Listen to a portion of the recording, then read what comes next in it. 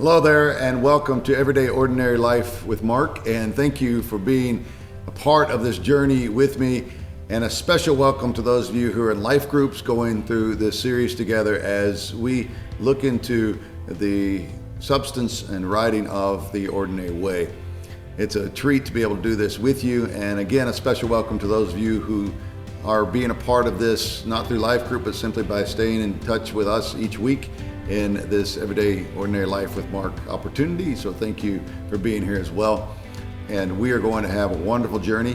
As we kicked off last week, we're going to continue to do this next few weeks, and what a wonderful time we will have. Let me also add for you this invitation that if you have any questions along the way, please reach out to me. I'd love to chat with you and answer any questions you have. So thanks again. Let's get started.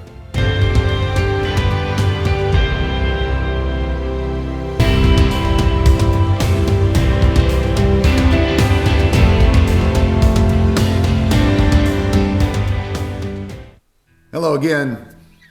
This week, week 2 of the Ordinary Way, in your groups, we are going to be talking about the section that mainly is consisting of the last part of the 10 Commandments. Now, as you know from last week, we're doing this in reverse order, kind of a countdown. As we look at the last part of the 10 Commandments in the order of the book that I've written, we're actually looking at the first 5. So if you get your Bible and you go to Deuteronomy or Exodus, as you will if you're in a group, you're going to be reading Exodus. And in this passage, you hear the commandments as instructed by God to Moses to record these for the people. And we are taking some time to go through those together in reverse order. And let me remind you why I'm doing that in that order. Number 10, which we started with, is the command to not covet. And it is truly my belief that if we get that one down, so many of those others are going to fall into place more naturally. I'm not going to steal from my neighbor if I'm not coveting what he or she has. I'm not going to cheat on my spouse if I'm not coveting another person. You see how this coveting plays into place. And then we go work our way backwards, as it were, to number 1, which is the great commandment to have no other gods before the one true God. And the bookends of the 10 Commandments there in reverse order, therefore, don't covet and only keep God as the one true God. And if you get those two in line, the rest of them are going to fall into place more naturally. So let me talk to you about really how we break down these 5 that we're going to talk about this week. I would say we're really going to talk about this in form of relationship. In relationship, and by that I mean a 3-pronged relationship. I mean your relationship with others, your relationship with yourself, and your relationship with God. Now, we're going to talk a lot about that in group, so let me just summarize what we're talking about here. First of all, your relationship with your neighbors is going to be talking about those things that I've mentioned, where you are to treat others kindly, you are to respect their property, you are to make sure that you do well in creating relationships that are God-honoring with other people. And then the relationship with yourself, one of the main we're going to be talking about in the commandments for this week is the commandment of keeping the Sabbath, or the day of rest.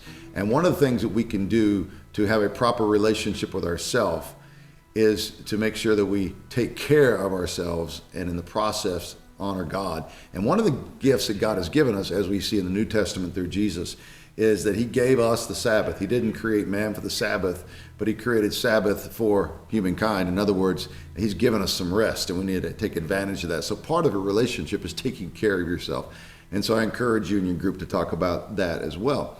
So we have a relationship with others, and we have a relationship with ourselves, but we also have a relationship with God. What does that look like to actually have a healthy relationship with God? And it takes place in things such as using his name properly, as the commandments talk about. And it also talks about how we are to make sure, as I've mentioned already, to keep him number 1 in our lives in all things.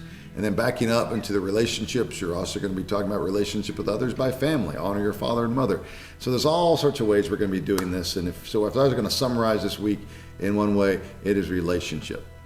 Now, speaking about relationship with God, back to that one, I want to share with you a small portion of my book that you're going to be looking through or already have read in preparation for the group. And these are words that come from Dr. Martin Luther King.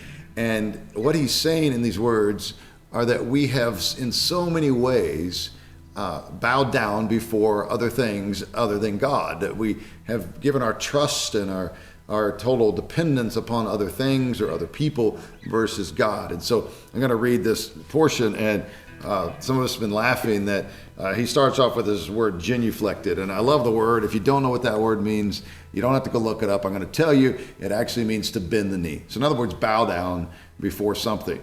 And so listen to Dr. King. He says, we have genuflected before the God of science, only to find that it has given us the atomic bomb, producing fears and anxieties that science can never mitigate. We have worshiped the God of pleasure, only to discover that thrills play out and sensations are short-lived. We have bowed before the God of money, only to learn that there are such things as love and friendship that money cannot buy. And in a world of recessions, stock market crashes, and bad business investments, money is a rather uncertain deity. These transitory gods are not able to save us or bring happiness to the human heart. Only God is able. It is faith in God that we must rediscover. These words obviously are from the 1960s, and he's talking about things that sound very modern. One thing we need to truly do, as he says, as we're going to focus on in great part this week, is the fact that we do not want to let anything take the place of God, that we need to rediscover this faith in God. So talk about that. Make sure that you individually know what that means, and talk about a group, as your group, what does it mean to rediscover your faith in God? And as you do that, how that plays out in relationships with others and in the way you tend to yourself. So glad again you're being a part of this journey with me. Reach out to me anytime you want, and I'll see you next week.